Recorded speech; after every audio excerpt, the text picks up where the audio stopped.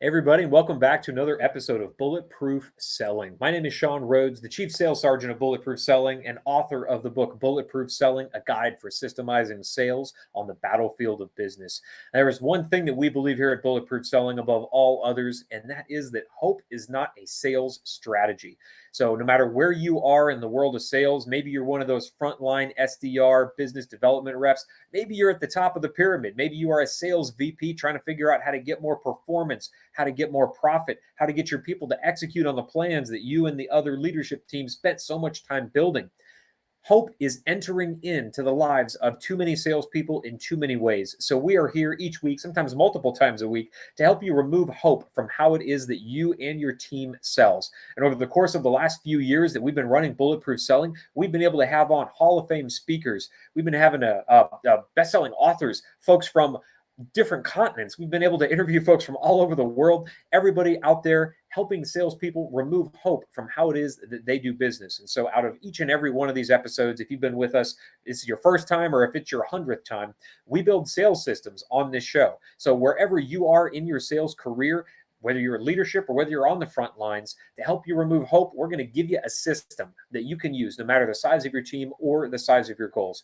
Now, of all the guests that we've had here over the last couple of years, the ones that, of course, I connect with immediately and very strongly with are the military veterans. And we've been able to have military veterans here that have served in just about every branch of the armed service in the U.S. And we've even been able to interview folks that were with the British armed services, with the Israeli Defense Force. It's funny that people with military background understand that hope does not play into operations, because we've seen people with our own eyes. When you rely on hope, it doesn't end well. The mission doesn't get accomplished, and sometimes people don't come home. Well, if you're confused about sales and you're wondering, well, Sean, what does sales have to do with combat? Well, you're not getting shot at, thankfully, in most sales jobs. But make no mistake, sales is a battlefield. You're in a battle every single day for the attention of your prospects. You're in a battle with your competitors who are trying to take your customers and your prospects from you every single day. 24 hours a day, 7 days a week, trying to turn them against you. So we have to approach this like we are on the front lines, because, hey, if you're in sales, you're the tip of the spear. You're on the front lines for your company. So one branch of service that I have not been able to have anybody on the show yet, we're going to get to talk to one of those people today. Why? Because it's one of the smaller branches in the armed services, but these folks do an incredibly valuable job, and their military mindset carries them through in all of their operations as well. So when I get to combine someone that has military experience with the level of experience that today's guest has, the things that he's been able to do for the organizations that he's worked for, and training salespeople and helping them build systems and helping them remove hope from how they sell, I know it's going to be a great conversation. So without further ado, I'm going to welcome one of my Coast Guard brethren to the show today, Mr. Bill Parry. Sir, welcome to Bulletproof Selling. How are you, Sean? Good to see you, man. It's great to be here, man. I got my PT in today, got my 3-mile run in, did my ab workout, and I'm over caffeinated as a good NCO should be. How are you?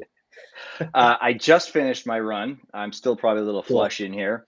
I did not work on my abs. I may have given up. I'm not sure yet, but I'm alive. I'm above ground and fighting the good fight. As we would always say, Man. super great, and getting a whole lot better.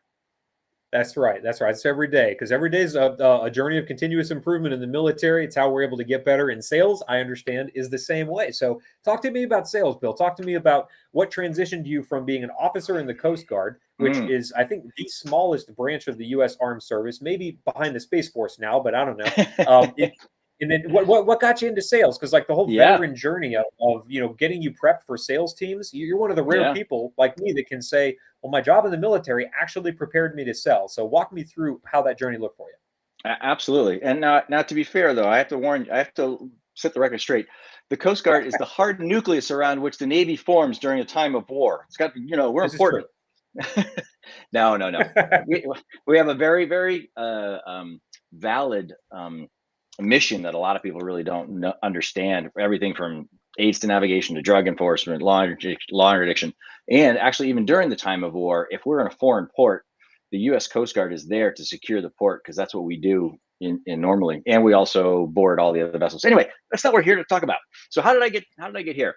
So my time in the Coast Guard was an amazing experience, which I'm incredibly grateful for, because I learned having gone through boot camp 3 times, I learned training extensively, having spent time at a training center, learned all the instructional design, process improvement, human performance, all that wonderful stuff. Left the Coast Guard, started in management, but I was also engaging with salespeople. And I realized, hey, that's my tribe. That's my group of people. Those are the guys that I want to hang out with. And so when I left the Coast Guard, I navigated towards sales. And my first real sales job was with Nextel, which kind of dates myself a little bit. And I was doing B2B sales in the San Francisco Bay Area, and it was just brutal grind. But what got me to where I am here today is in my experience with my first sales manager. And this is the God honest truth. This is what he said. I go off to my sales training and I come back. I'm fired up. I'm excited. This is awesome. And he says to me, Bill, don't worry about what they told you. I'm going to show you the right way to do it. Now, as you alluded to in the introduction, you can't do that in the military. You train 200 people, 200 different ways coming to the same unit. People get hurt. People die. Yeah. I'm like, okay. And then he says, what I want you to do is I want you to hang out with Bob next week. Oh, so you just crapped on what I learned and you passed responsibility to Bob. So now I have no respect for you as a leader or anything that you've just said. But so I go to Bob. And what do you think Bob says? Me, but what do I do? Now, Bob, his name really was Bob Lazzarini, super good guy. If you're listening, Bob, how you doing? Bob knew exactly what to do. He was a subject matter expert. He was a top performer, but he was unprepared. But anybody listening, and you as well, will know what happened. A top performer, said in air quotes, gets promoted into a position of leadership that has no idea how to coach, teach, lead, forgot that I was coming that day, reacted by sending me to a babysitter with Bob so he could go and figure out what in God's name do I do in order to get Bill, this new person, up to speed. And that really triggered me to where I am today. And it put me on a path of trying to connect sales training, proper methodologies and procedures with real world application. And that's what I've been doing for the last long time. And I was very fortunate to be blessed. I've got a really great friend of mine who has a parallel career, but he stayed in the Coast Guard, and he was actually in leadership development at the U.S. Coast Guard Academy, and he was teaching, and he was the academic of performance and instructional design and process improvement. And I'm in the sales world, and salespeople and military are two different beasts. And I would ask him a question, and Ed would try and give me the academic explanation. And I'm like, whoa, Ed, they're salespeople. Talk to me like I'm a sixth grader. Now, I say that because that is a methodology that I use when I'm talking and teaching salespeople. I bring it down to the sixth grade level not because they're that educated, but I have to make it that simple, that easy to understand for sellers to connect it to their world and have them apply it. So they need it immediately applicable. I totally understand that. So the role that you have then as in sales enablement, kind of a new role in the world of sales. Some companies don't have it. For some companies, a lot of people are dual hatting the sales enablement role. So it's made up of like 4 or 5 people all coming together, having a different piece of that. But talk to me about what sales enablement does inside of an organization. So whether somebody's never heard of that, or they have a sales enablement guy somewhere in Des Moines that they've never talked to, what does sales enablement do? You are correct. It is a very new world, and a lot of people are struggling. And if you go online to LinkedIn and you look at job descriptions, you'll see 25 different definitions and descriptions of what it is. And in reality, I personally describe it as tearing down walls and building bridges of communication between marketing and product and everybody and the sellers that are out front, so that we can have this open line of communication so that sellers can get the right tool at the right time and know how to use it so that they can engage correctly. And that doesn't happen. And many companies or organizations see sales enablement as a euphemism for training, sales training. And when done correctly, sales enablement is not a training role. It is part of a training role, but it is not a training role.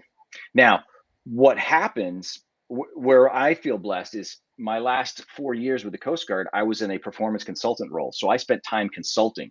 I spent time learning how to do discovery questions and ask questions. And if somebody says, you need training, I can go, do we? Why? What's going on? What's happening? And many times, training really isn't the answer. It may be something else. And a quality sales enablement person should be able to stand on the desk of the CFO, CMO, anybody in the C-suite and say, John, we are screwing it up. Here's why. Let me talk. You need to talk to the SDR team and be able to have those skip level engagements. I need to be able to go into the marketing team and talk to that person who's creating copy and go, what are you trying to accomplish with this copy? What do you want the salespeople to know? Because many times, product, marketing people, they all create amazing stuff and they do great jobs, but they throw it over a fence and they expect the salespeople to figure it out. They put it up in SharePoint, they put it somewhere and like, okay, I'm done. All good. Let's have a conversation about this. Let's talk to the salespeople who are out there with the smoke of battle and they are getting objections. They are getting beat up. They are dealing with competitors. Talk to them for a minute. So a lot of times I engage and like sometimes I got to pull by collars, grab them by the ear. You two need to sit in a room and talk. Why? And that really solves a lot of the problems. And that's what enablement really does. It just helps. It's designed to help everybody communicate so that we are all helping the sellers win. Because if the sellers aren't winning, we've got no company. Yeah, and you mentioned something that I think is so critical in the field of sales, and it's not a topic that we really bring up much here because obviously we're all about sales systems here at Bulletproof Selling. Each one of those systems does help remove hope from some aspect of the sales process. Right. But training and process itself are two different things. We can train people to use process, but they are separate elements. And so I'm curious to get your insight then, because you mentioned that a lot of times if any problem exists anywhere across our sales cycle, immediately a leader will say, well, we need more training. But you mentioned that, hey, training may not be the solution. It may be that the assets, the resources that we're producing for our salespeople aren't really the right ones for the jobs that they have to do. So maybe we need to, re-engineer some things a little more upstream rather than just say, you're at this place where you are, now we need to train you how to operate here. So where do you see organizations relying on hope more than they should be in that training is this, like the one size fits all solution? Where does hope play into that any problem we have, let's just solve it with training? Yeah. So here's two things. First, when somebody says, here's a real world example. Business ops screams sellers aren't inputting leads correctly in Salesforce. They are totally missing this. They're blowing it up on this whole new product and this new campaign that we're working on. It goes up to the top and then it comes back down around to the bottom and everybody's yelling. Sales enablement goes in. Hey, sales guys, what's going on? We don't even have the field. They didn't update it for us. It's not a training issue. Somebody didn't press the right button in Salesforce and implement it to allow the sellers to do that. I mean, it's something as simple as that. And where I see hope failing or people latching onto hope in two specific areas. If I'm a sales manager and I have a new hire coming on board and I implement and put him through this new hire onboarding training program, which is going through Mind Tickle, Brain Shark, Big Tin Can, whatever insert learning platform. No slight to you guys. It's not you. And I sit there and I go, okay, I hope he's got it. How do you know that this person that just went through all that training can do the job? Have you seen him demonstrate it? Well, they passed the quiz. They're certified. Oh, good. They're certified. They can take a quiz. Yay. Okay, sarcasm. I apologize.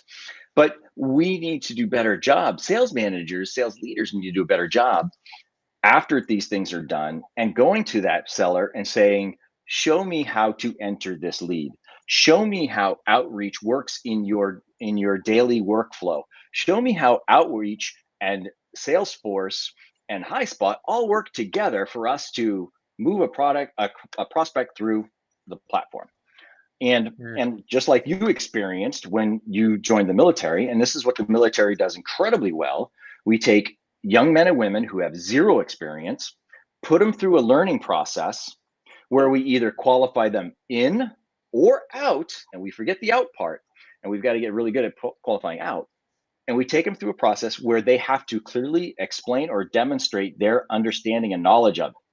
They don't just hand you a gun and say, well, here's a quiz, take a quiz, now go shoot. No, show me, Sean, how to shoot. Demonstrate it to me. Same thing when I reported aboard about a ship. I had to demonstrate all of my knowledge. So taking that and applying it into the world of sales enablement, where a new hire goes through a training program, whether it is selling skills or whether it is discovery or objections or how to use outreach. Once it's done, I need you to demonstrate to me your knowledge of it, whether it's to me or a subject matter expert or the sales manager. And this is a great opportunity for somebody who wants to get promoted into leadership to become a subject matter expert, because every team has got that one guy who's really good at outreach or who's really good at Salesforce, who's really good at objections. Amplify that, let them become the subject matter experts and work with them so that I, as a sales leader, can say, yes, I've seen you go through your tech stack. You got the tech stack. You have demonstrated your tech stack. I have watched you implement leads and I've watched you develop your pipeline. You got it. Ooh, you're struggling in qualifications of your leads. Let's go back and look at that a little bit better.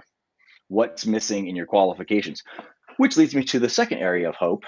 God, we blow it with qualifications. We put so much hope in qualifications. Well, I was talking to John and he said he was going to do it. That is not qualified, my friend. No. It's interesting. We have these qualification processes, whether it's Scotsman or Medic or BANT and all these other stuff. And magically, they all go out the window when we're doing a pipeline review or a QBR. All those qualifications are out. It's either greenlit or best case. It's either best case or will close. Comes down to those two things. I've asked a lot of sales leaders, well, what are the qualifications for best case? Where does it fall in Medic? Well, we've done all that. And I think we get super excited. We sellers get super excited in the hopium, and we get happy ears, and we forget that we have to continually be qualifying leads. Qualification is a process, and you don't do it just once, because things change all the time. If one of the things that sales enablement has been helping a lot, and sellers are getting much better at, is the concept of multi-threading, because it's not just one buyer anymore. It's a buying system and it's buying groups, and you've got to engage with a lot of people and helping sellers become that. Because if you're talking only one person and that one person says, yeah, that's it, you should be scared. You got to get that whole multi-thread going through. So the concept of sales managers resting on programs to quiz and test is an area of hope, where sales managers need to step up and say, look, demonstrate it to me. And then the other area being qualification, where too many sellers are just hoping that this qualification passes through. So let's build a sales system around this, Bill, because I think it's so critical for a sales manager or even a salesperson to understand the difference between, do I need training or do I need a new set of resources?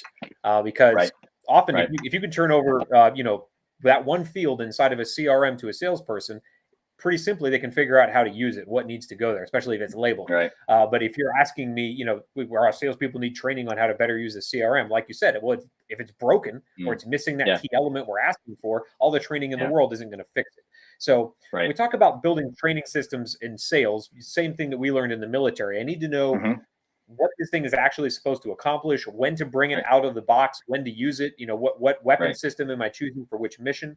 So here at Bulletproof Selling, we know that every sales system trims a little bit more hope away. So we use this acronym TRIM.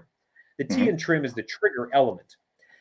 Where do I begin in triggering a system that then walks me through, kind of an if-then scenario or a decision tree, if you will, Is training the appropriate solution for the problem I'm facing, or do I need to reassess resources? Do I need to go further back? When do I trigger this? Is it when I'm having a problem, when I'm noticing a challenge in my sales people's activity reports? Where does it come into play that I need to assess? Is training the thing to recommend here, or is it something else? Yeah, that's a great question. So if I'm a sales manager, I'm going to want to step back from my team for a little bit, and I want to look at everything as a whole, as opposed to, getting under the microscope where you lose sight of everything. And you want to see the whole battlefield, if you will, rather. Translating from naval to military. Anyway, and being able to ask yourselves, what do I need sellers to be able to do, and what do they need to know in order to do that? What does a salesperson need to know or be able to do are key questions. And then once you have that identified, so I need this result, and we can work our way backwards from that. So ultimately, salespeople, I need you to sell. Okay, cool. In order to sell, you need a qualified lead. Okay, cool. How do we get a qualified lead? We're working our way backwards and we're breaking it down. But the key, where we're very good at identifying what they need to know and do. Oh yeah, cool. Where do they find the answer for that? Where are the resources for that? Is it tribal knowledge? Is it tucked away in SharePoint? Is it hidden somewhere? Where do they find it? And then how do you know they know it? What task or what activity can they do to clearly demonstrate that they understand it? It's you keep it at that simple a level. And then if you want to go one step further, basic adult learning, how do they make money with this knowledge? You got to tie it to their job. Why should I even pay attention to this? Why do I need to learn this? That helps. That's brilliant. So we've got that trigger element in place then. So that allows me to know, hey, I've got this issue. How do I even begin to tee up the question? Is training the right solution, or is it really just on the part of a leadership here? I need to develop better resources for my people, which may be the case. So now we're moving into the R in trim to make this a repeatable process. So if I'm looking for a checklist as a leader to run through, where I've triggered this, I've realized we are having a problem that needs correction, either up, down, left, right, sideways, three-dimensionally, whatever it looks like. What are the 3 to 4 steps that I can run through as a checklist to determine then identifying what is it my people need to do? How are they going to demonstrate that? Where does that need to live outside their heads? What is that 3 to 4 step checklist that you'd recommend a leader walk through? So sales processes should have in each stage, step 1, step 2, check these boxes in order to get to the next stage. And there's a lot of language out there about sales velocity. We're going to help you with sales velocity, getting it through your pipeline. Okay, cool. What are those steps to get from point A to point B?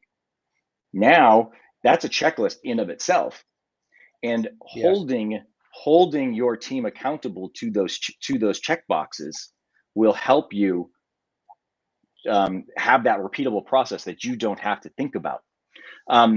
It's just like any day in the military, regardless of service, there are specific things that we have to do on a regular basis to maintain. We have checklists for PMS. We have checklists for physical fitness. We have checklists for our racks and checklists for this, that, and the other thing. And so that we don't have to worry about it and think about it. And if I have a sales operating system, I as a seller, I know that when I arrive in the morning, I've got to do X, Y, and Z. If I don't do X, Y, and Z, I'm going to have to do X, Y, and Z plus 5 tomorrow, and then plus 10 the next day. And the adult seller will recognize, I've got to make 25 calls today. If I don't make 25 calls today, I've got to make it up tomorrow and tomorrow. And it is that simple, repeatable behavior that generates pipeline. I like to make the analogy of sales is a lot like flying. And your first 90 days is on the runway and you are jamming and you are calling everybody, you're doing all the stuff that you can do to generate pipeline. You get up to altitude, and that's when you start selling. And so many sellers turn off the engine of prospecting and try to hatch leads, and then they start to lose altitude and they got to do it all over again. Whereas if I get up to altitude and I do the repeatable process of prospecting every day and that behavior and calling them, doing the work. Granted, when you're at altitude and you got sales going, you can prospect differently. You can get referrals. You can get all kinds of other stuff. Sales So it sounds like then managers. you're giving us 2 steps for what are the steps to make an account move through the pipe, and then Yeah. how do I hold them accountable to do that? What are maybe the 2 other things that I can do as a leader to make the determination, is it worth standing up training, or is this something that is more on the line of, just showing them what needs to happen? How do I figure that Right. out? What are those remaining steps in the checklist? Sure. So training doesn't necessarily need to be a one-time thing. It can be a daily thing. You look at any professional athlete who is worth any element of salt, they've done the basics over and over again. They train and retrain on the basics. How many putts did Tiger Woods do before every event? How many free throws did Larry Bird do before every event? Tom Brady just didn't show up on the field and say, okay, guys, let's play. It's the training of doing the basics day in and day out. And as a sales manager, you're coaching and you're saying to your team, hey guys, have you been reviewing this? Have you been doing this? Have you been maintaining this? Are you doing the basics?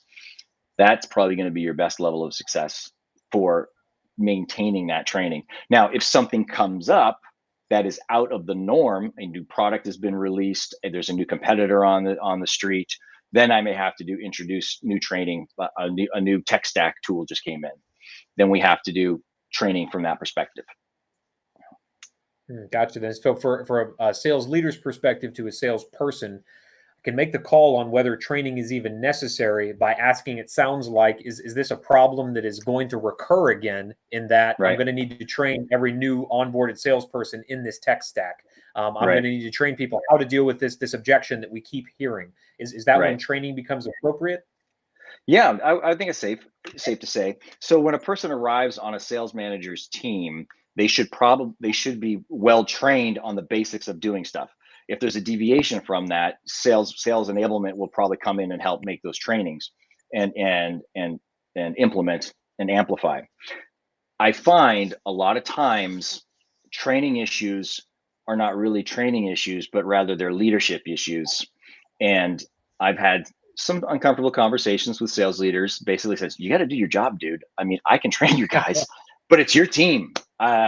If you're not holding them accountable to their behavior, that's on you. That's your commission, not mine. I'll So help you. if it's a deviation, then it may not need training. This may Right. be so singular that it really just requires a new process that works internally that the salespeople might not even see. Correct. Okay. And if it's not a deviation, then if this is something that happens pretty regularly, then Right. it would behoove me, as we'd say in the military, stand up training. Yeah, exactly. Okay, gotcha. All right, so we've got the trigger element, making it repeatable. The iron trim is making sure that this system is improvable. So Coast Guard, Marine Corps, any military branch knows if we keep doing things the way we did it 200 years ago, our enemy is going to eat our lunch. Yeah. So Yeah.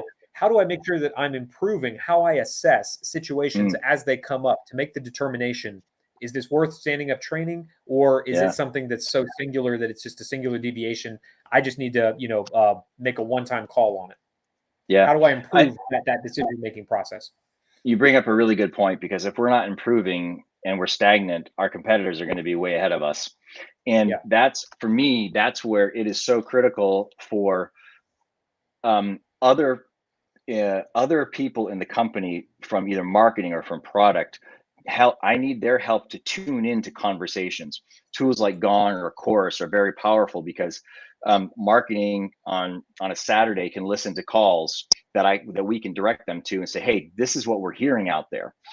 And it helps connect the right people to the front lines so that they can hear these things. Um, the sales enablement skill is going to be best if I can connect those people that can implement change and hear from the horse's mouth rather than be the parrot and try and do it on my own. And I've tried that and I've failed miserably, so I don't do that anymore. Yeah. So for example, I may be sitting in on a team meeting and I'm hearing the sellers saying, "Man, we're getting our lunch eat by this competitor, and every time I bring up this feature, their competitor's doing this, that, and the other thing." Meanwhile, the folks in marketing or product had no idea that had happened, and so sharing it with them, saying, "Hey guys, this is going on. Help me help the team," and then I can go back and I can work with marketing and product and say, they've done their discovery and they go, "Oh my God, we did not know. We heard they were going to release this product. They've just released it. We've had an update that we were working on. We're going to push it forward. Here's what's going to happen. Here's how you're going to say and overcome it and help the sellers on the front line. This is what the keywords and phrases that they're going to use." Then I can do a little bit more training. And training doesn't necessarily need to be me showing up in a room and saying, "Okay, guys," it could be just a simple job aid piece of paper. Here's a scenario, here's a situation, here's what you say, click this link for further resources and insights. And I love the idea of assessing if this is a problem that can be solved outside of the sales team. Let's start there. Because if it's something that, like you said, maybe marketing needs to be involved in addressing that objection long before a call ever hits a salesperson's desk, we can do that through our websites, through our promotional material, all the things that marketing does, all the videos that we produce. The marketing is getting paid a lot of money to produce. We can solve it there. Let's get that done and make the salespeople at least aware of it. But we don't need to spend 4 hours training our sales team in this thing that marketing is really ideally suited to solve. Long upstream of when an account hits a salesperson. So that's a brilliant idea. Maybe I'll even include that in one of the repeatable steps. Can this be solved in another department? Because if so, let's do it there and leave our salespeople to sell. Exactly. The soldiers out in the front line don't make bullets. We need new bullets. We need to do something else. And that is so critical that we really need to make sure that people understand it. And sales managers also need to understand that sales enablement is there to block and tackle for you. And my job is to help you crush your job. But if I don't know there's a weakness or there's something going on, then I can't fix it for you or help you with it. You do your job, coaching and teaching. And if there's a problem like we just described, let me know. I'll take it off your plate. We'll go come up with a solution, and then we'll come back and then I'll help you with your team. Awesome. So we've got the trigger, repeatable, improvable. The final piece of this acronym trim is the M, which is making this thing measurable. So if I'm making these decisions as a sales leader, deciding, is this a deviation or is it probably going to be my new norm? So in the military, we have a saying, if something happens once, it's an anomaly. If it happens twice, it's a coincidence. And we need to make sure, this is going to be a pattern now. If it happens twice, it's definitely a pattern. So we need to pay attention to it. Well, if as a sales leader, I'm making the call, now this is probably going to be a deviation, or no, this is a pattern. I need to make sure I stand up something further than just me, sending it to marketing and saying, "Hey, can you all fix this?" How am I measuring the effectiveness to make sure that my system is working? Is it in gross sales? Is it in the amount of time my salespeople spend in training? How do I measure my decision-making process as a leader? And is it worth standing up training for this problem that we're encountering or not? Right. So I'll give you the consultant answer. Well, it depends, Sean. And it really does depend on the team and the situation and what's happening. So for example, a sales manager comes to me and says, "Hey, my team's been hearing this out there." Okay, cool. Let's pay attention to that a little bit. And we may just have a conversation, and I may go to marketing and go, "Hey, this is what I've heard." Marketing may go, "Oh, don't worry about it. It's nothing." Or marketing may go, "Oh, really?" And so that open conversation is going to be a world of difference. But if there might be a tool that's already in alignment or it's online, things like Gong and Chorus can do a phenomenal job for pulling out keywords and phrases. Then we can go back and we can look at what is there and what's available. We've heard this objection 38 times in the last 28 conversations. Shoot, we better go look at it. Or Seaman Schmuckatelli, he's the only guy that's saying it. and he's the only one that's bringing it up, it's really not a problem for the team. It's actually a problem for Schmuckatelli. We got to work on that. That's the issue that we got to work on. So a lot Yeah. of it depends on the situation and what tools are available. But you bring up the point of metrics. You quantifying something brings sanity to a situation. And when I take it out of my emotions and my own mental space where I can catastrophize everything, it's a worst case scenario. Oh my God. As opposed to, well, let's write that down. Let's just keep a track on that. And one thing a sales manager can do actually is engage your team. Say, hey, Schmuckatelli is hearing this. Can you guys help us all out, and let's pay attention? If you guys experience this, bring it up. Let's talk about it in our next team meeting. If there's a gong call that was recorded, let us know, forward it so we can hear it. And they may all of a sudden go, I hadn't been paying attention. Now I'm hearing it. Oh my God, Schmuckatelli, you're amazing. Or Schmuckatelli, you're an idiot. Which happens sometimes. So I love the idea then of measuring how problems are solved, how many problems are solved.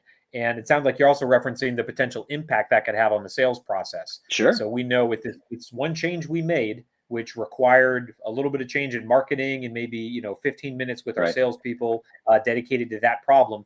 We eliminated our sales cycle hold up by 3 months, right? We cleared a bunch of blocks that we had, because now we know we have to qualify decision makers on this new criteria, and we have to ask them early on in the sales call, are you in this position, or do you have this budget? So that's a brilliant way to do that. So I want to make sure salespeople have a chance to go out and use this, because a lot of sales leaders are now going to look, well, do I really need to do training now, or is this a problem that can be handled outside of the sales team? So let's give them a chance to go do that, Bill. I want to make sure people get a time and a place and a chance to get in touch with you, because as a sales enablement person, as a veteran, I know you're willing to take questions, you're willing to help. Absolutely. So if I want to get into your world, how do I do that? What platform are you on? How do I get in contact? Sure. Best place to find me is on LinkedIn. Just Bill Parry, LinkedIn.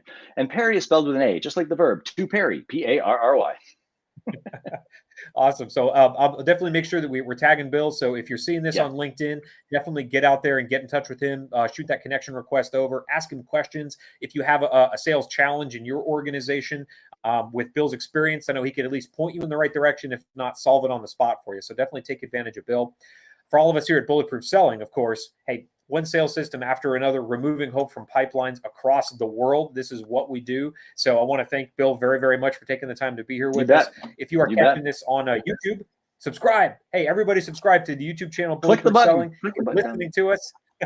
Get on there, man. Watch it. If you're watching cats play the piano, hey, that's useful and productive in some world. But if you're in sales, you should be working every day to train, like Bill said. Remove those blocks, those challenges from your pipeline. So if you're listening to us on iTunes, Stitcher, Spotify, best thing you can do there, leave us a review. Let people know that hope does not have to be part of their sales strategy anymore.